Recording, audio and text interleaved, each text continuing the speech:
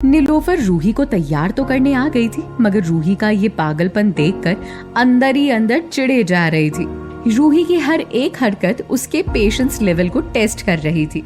आखिर उसका चेहरा साफ करते हुए गुस्से से उसने रूही के होंठ जोर से रगड़कर साफ कर दिए, जिससे उसके होंठ हल्के छिल से गए थे। रूही और बदमाशियां करने लगी थी। नीलोफर ये देखकर थोड़ा घबरा गई, लेकिन फिर उसने रूही को खाने के बारे में बताकर किसी तरह शांत किया। साफ कपड़े पहनाए और नीचे लेकर आ गई।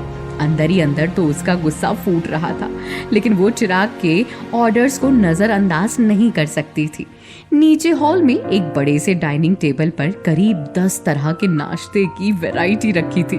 चिराग पहले से वहां बैठा हुआ था और चिराग के ठीक पीछे खड़ी रूही डाइनिंग पर सजे खाने को देखकर बेताब हुए जा रही थी। उसके मुंह से पानी आ रहा था। तभी नीलोफर ने कहा, मैडम आप यहाँ क्यों खड़ी हैं? उसने चेयर हल्का सा खिसकाते हुए कहा। कम कम सिट।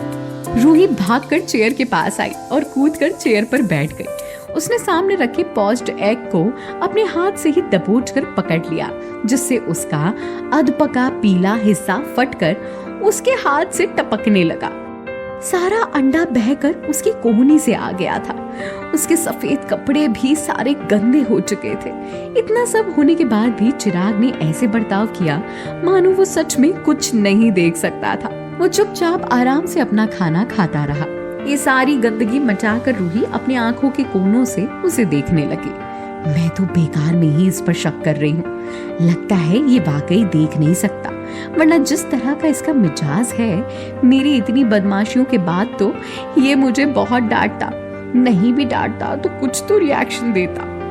रूही ने दरअसल वहां जानबूझकर गंदगी मचाई थी ताकि वो चिराग को टेस्ट कर सके, लेकिन चिराग अपने खेल में एकदम माहिर निकला। मजाल हो जो वो टस से मस भी हुआ हो। चिराग का कोई रिएक्शन ना पाकर उसने आगे सोचा, कभी कभी इसके लिए बुरा भी लगता है कि स्मार्ट है, अपने बिजनेस बखूबी चलाता है, बस देख ही नहीं सकता। लेकिन फिर लगता है जो भी है अच्छा ही है। कम से कम अब मुझे हर वक्त अपनी चीजें छुपा कर तो नहीं करनी पड़ेंगी। आंटी के सामने तो कुछ भी करना पॉसिबल नहीं था। एटलीस्ट यहाँ मुझे थोड़ा टाइम तो मिल जाएगा। तभी नीलोफर ने हाथ अपने सर पर मारते हुए कहा, What are you doing, Digra? तुम्हारा प्लेट इधर है।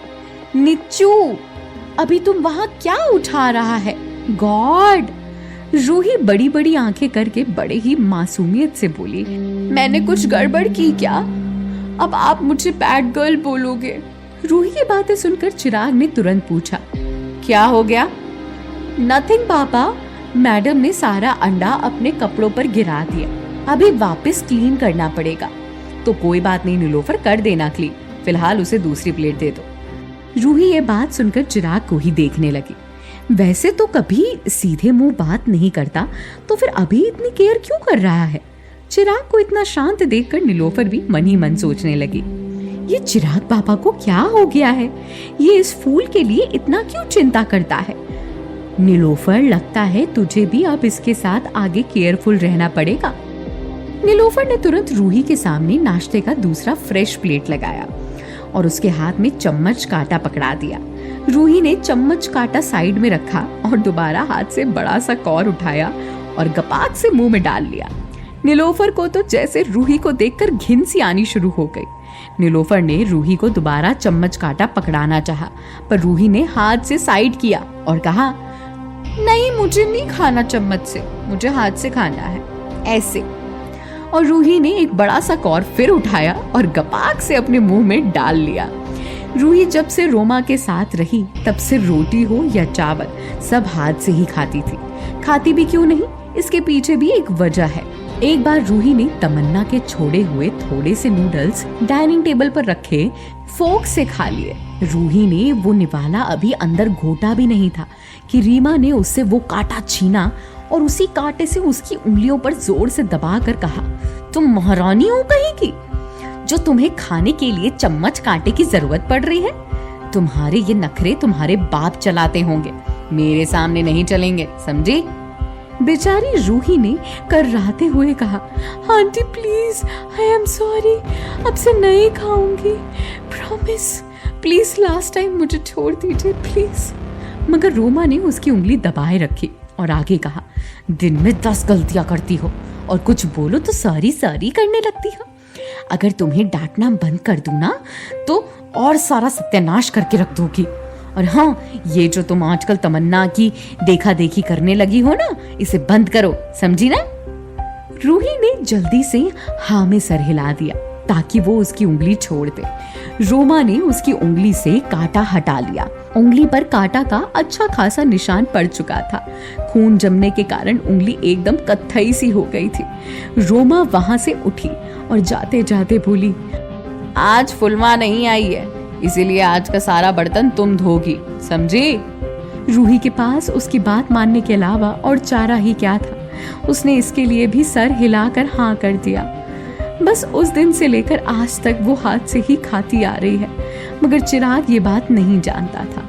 नीलोफर वहीं खड़ी खड़ी रूही को हाथ से खाता देख लगातार कुछ ना कुछ बड़बड़ाए जा रही थी। तभी चिराग ने कहा, रूही, नीलोफर बोल रही है ना तुम कांटे चम्मच से खाओ, तो सुनती क्यों नहीं? सारे कपड़े गंदे हो रहे हैं तुम्हारे। चलो चम्मच उठाओ और तरीके से खाओ, वरना कुत्ते के कैनल में छोड़ आऊंगा तुम्हें। चिराग का इतना बोलना ही था कि रूही तुरंत खाना छोड़कर वहां से उठी और डर के मारे दीवार में जाकर सट गई। घबराहट के मारे उसकी आंखों में तुरंत आंसू आ गए। वो एकदम तेज तेज सांसें लेने लगी थी, मानो उसे कोई दौरा पड़ रहा हो। और ये सब वो कोई जानबूझकर नहीं कर रही थी, बल्कि उसके साथ ऐसा सच में हो रखा था। दरअसल रूही कुत्ते का नाम सुनकर इतना डर गई थी जैसे रोमा ने उसका जीना हराम कर रखा था। वैसे ही तमन्ना ने भी उसके अनाथ होने का खूब फायदा उठाया था। उसी ने एक बार रूही को एक केनल के अंदर बंद कर दिया था। केनल के अंदर कुत्ता लगातार उस पर भौंकता जा रहा था और रूही बार बार तमन्ना को अपनी हेल्प के लिए चिल्ला रही थी, मगर तमन्ना को रूही की चीख सुनकर मजा आ रहा था। वो बाहर बैठी बैठी अपना मुंह बंद करके हंसे जा रही थी, मगर उसने दरवाजा नहीं खोला। कुत्ते ने रूही को कई जगह काट लिया था, उसके शरीर पर कई गहरे घाव दे दिए थे, लेकिन ये घाव केवल इसके शरीर तक ही सीमित नहीं रहे, बल्कि ये हादसा उसके दिल दिमाग तक उतर चुका था। वो तो गनीमत है कि माथुर साहब उस दिन समय पर आ गए, वरना उस दिन रूही वहीं कैनल में ही अपनी जान गंवा बैठती। लेकिन भला हो माथुर साहब का, जिन्होंने तमन्ना के इतने घटिया काम के लिए उसे कम से कम इतना तो सुनाया कि बहुत बदमाश हो गई हो तुम, ऐसे नहीं करते बेटा। हाँ जी हाँ, बस इतना ही। लेकिन अंदाजा लगाकर देखिए कि अगर रूही ने तमन्ना के साथ ऐसा किया होता तो इस बात का तो अंदाजा लगाना भी मुश्किल है कि फिर रोमा रूही के साथ क्या क्या करती। ये हादसा अब तक रूही के दिमाग में एकदम ताजा थी, जो आज चिराग के ऐसा कहने पर और हरी हो गई थी। रूही ने डर के मारे घबरा कर कहा, नहीं नहीं, तुम ऐसा नहीं कर सकते मेरे साथ। मेरे पापा अब नहीं हैं। इसका मतलब ये नहीं कि तुम लोग जो चाहो मेरे साथ करोगे।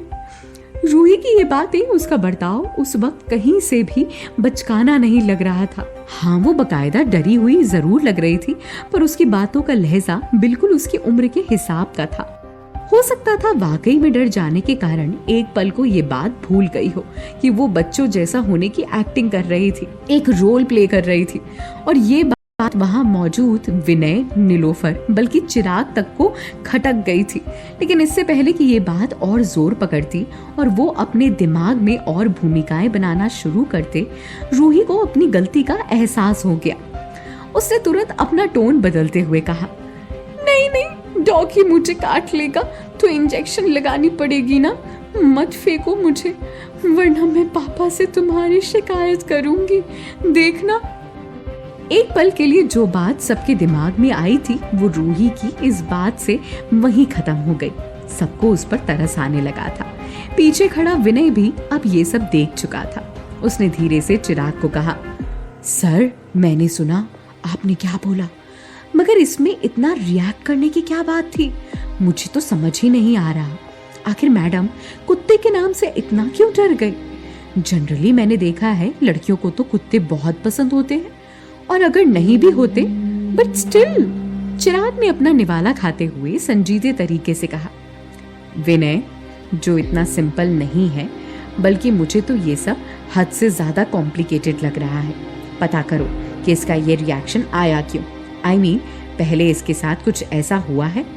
क्या बात है, देखो, and let us know ASAP। इनकी ये बात सुनकर रूही ने मन ही मन भगवान का शुक्रिया अदा करते हुए कहा, आज तो बाल बाल बच गई। अगर इन्हें कुछ भी पता चल जाता तो बिना मेरी पूरी बात सुने ये मुझे वापस मेरे घर छोड़ आते। वैसे तो चिराग रूही के इस झूठे ड्रामे से काफी चिढ़ा हुआ था, मगर जिस तरह वो रूही की कुछ नाजुक बातें बड़े ही मैच्योर तरीके से हैंडल कर रहा था, वो बहुत ही ताज्जुब की बात थी। नीलोफर ने रूही को आराम से पकड़ा और वापस टेबल पर बिठा दिया। रूही अब थोड़ी शांत थी। चिराग ने बड़े ही नरम आवाज में पूछा, तुम्हारे अंकल आंटी ऐसे ही खाते हैं, हाथ से? रूही ने एक मासूम बचकानी मुस्कुराहट के साथ कहा, नहीं, वो तो इससे खाते हैं। उसने हाथ में एक चम्मच उठाकर कहा, पर वो कहते हैं कि रूही तू बिल्कुल पागल है, तू ऐसे ही खा, हाथ से, इसीलिए मैं हाथ से खाती हूँ, ऐसे। उसने फिर से अपने हाथ में एक बड़ा सा निवाला उठाते हुए कहा। रूही की हरकतें बचकानी जरूर थी, मगर उसकी बातों में दरिया जितना दुख था। जो समझदार हो वो समझ सकता था कि रूही का अतीत तकलीफों से भरा हुआ था। उसके साथ जो बर्ताव हुआ था वो शायद कोई जानवर के साथ नहीं करता। ये सारी बातें सुनकर विनय की आंखें नम हो गई। उसे रूही की हालत पर तरस आ रहा था। उसने अपने रुए हुए गले को साफ करते हुए कहा, सर, जिस तरह की बातें ये लड़की करती है, मुझे लगता है इसे किसी बहुत ही बुरे तरीके से ट्रीट किया गया हो।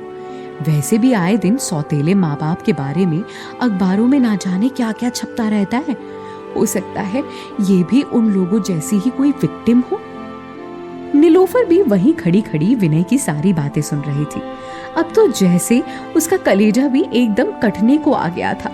उसने मन में सोचा, पोर चाइल्ड, गॉड भी कभी कभी कितना क्रूअल हो जाता है। कैसा डिस्गस्टिंग पेरेंट्स दिया है इस लड़की को, लेकिन मेरे को मालूम तो मुझको भी माफ नहीं करेगा। मैंने भी इसके साथ कुछ अच्छा नहीं किया, मुझे इसको समझने को मांगता था। अब तो नीलोफर को भी रूही की इस हालत पर तरस आ रहा था। उसने जो कमरे में उसके साथ जबरदस्ती की थी, वो उस बात के लिए आत्मग्लानि महसूस कर रही थी। गिल्ट में थी कि क्यों उसने रूही को पागल समझकर उसके साथ बुरा बर्ताव किया। नीलोफर की भी आंख भर आई। उसने अपनी आंखें पोंछी और अपने हाथ से रूही को दोनों हाथों में चम्मच कांटा पकड़ा दिया और कहा, यहाँ आप चम्मच कांटे से खा सकती है मैडम। अभी मैं आपको सब सिखाऊंगी, like a mother. God bless you. सालों से रूही ने उसके किसी भी अपने से अपने लिए कुछ ऐसा नहीं सुना था, मगर आज सबके मुंह से ये दो चार अच्छी बातें सुनकर उसका दिल एकदम भर आया था। क्या अपने ससुराल में मिलेगा रूही को अपनों का प्यार, या ले डूबेगी रूही को उसकी ही गलतियां? क्या होंगे इन सभी सवालों के जवाब? आपको क्या लगता है, हमें कमेंट करके जरूर बताएं। और सभी सवालों के जवाब जानने के लिए सुनते रहिए अंधाधुन इश्क, सिर्फ पॉकेट FM पर।